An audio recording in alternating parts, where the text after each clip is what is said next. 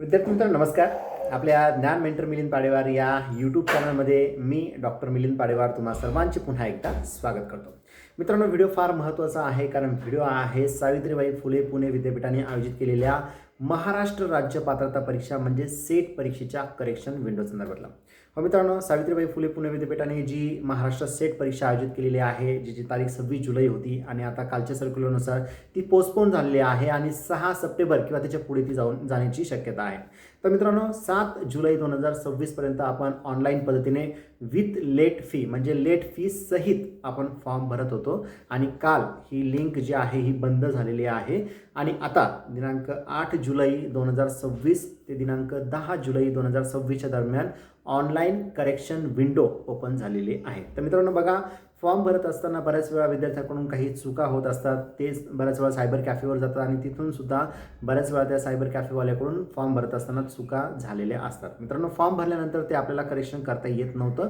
मात्र ती करेक्शन करण्यासाठी किंवा त्या अर्जामध्ये दुरुस्ती करण्यासाठी विद्यापीठाने ही पोर्टलद्वारे लिंक ओपन केलेली आहे, करेक्शन विंडो ओपन केलेली आहे आणि त्याच्यामध्ये 8 तारखेपासून ते 10 जुलै 2026 पर्यंत तुम्हाला ऑनलाईन पद्धतीने करेक्शन करता येणार आहे. तर मित्रांनो, यामध्ये तुम्हाला काय काय करेक्शन करता येणार आहे ते आपण थोडक्यात बघण्याचा प्रयत्न करूयात आणि कसं करायचं आहे तेही सांगतो. तर सगळ्यात आधी महाराष्ट्र राज्य पात्रता परीक्षा म्हणजे सेट परीक्षेच्या ऑफिशियल वेबसाईटला तुम्हाला जायचं आहे, पोर्टलवर जायचं आहे आणि जो युजरनेम पासवर्ड तुम्ही तयार केला होता तो युजरनेम पासवर्ड त्या ठिकाणी टाकून तुम्हाला लॉग इन करायचं आहे.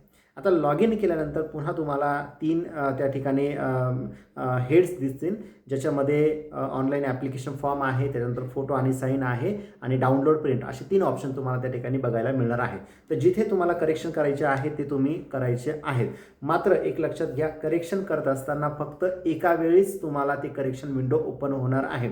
एक करेक्शन केलं आणि तुम्ही ते सबमिट केलं तर सेकंड टाईम तुमचा फॉर्म ओपन होणार नाही. त्याच्यामुळे ही काळजी तुम्हाला लक्षात घ्यायची आहे की जे काही करेक्शन करायचं आहे ते तुम्ही एकदाच सगळं हे करा, जेणेकरून सेकंड टाईम तुम्हाला काही प्रॉब्लेम येणार नाही. आता आपण थोडक्यात बघण्याचा प्रयत्न करूया की करेक्शन विंडोमध्ये आपण काय काय बदल करू शकणार आहोत. तर बघा, सेंटर तुम्हाला बदलता येणार आहे. एखाद्याने समजा नाशिक सेंटर घेतलं असेल आणि त्याला असं वाटत असेल की नाही आपल्याला नांदेड घ्यायचं होतं, चुकून आपल्याकडून नाशिक झालेलं आहे, तर त्या विद्यार्थ्यांना करेक्शन करता येणार आहे. दुसरं आहे सब्जेक्ट देखील तुम्हाला बदलता येणार आहे. त्यानंतर तुमचं नाव, तुमच्या वडिलांचं नाव किंवा तुमच्या आईचं नाव, तर हे तुम्हाला चेंज करता येणार आहे. ॲड्रेसमध्ये काही चुकलं असेल तर तेही तुम्हाला बदलता येईल. त्याच्यानंतर सिटी जी आहे ॲड्रेस रिलेटेड तर तीही तुम्हाला बदलता येईल. तुमचा पिनकोड बदलता येईल. डेट ऑफ बर्थ चुकली असेल तर तीही तुम्हाला बदलता येईल. त्याच्यानंतर आयडेंटिटी कार्ड जे आहे, Aadhaar card, PAN card, voter I D वगैरे, तर तिथे तुमचं चुकून दुसरा आय डी टाकला गेला असेल तर तेही तुम्हाला करेक्ट करता येणार आहे. तुम्हाला तुमचा मोबाईल नंबर बदलता येणार आहे. तुम्हाला जेंडर बदलता येणार आहे. तुमची कॅटेगरी बदलता येणार आहे.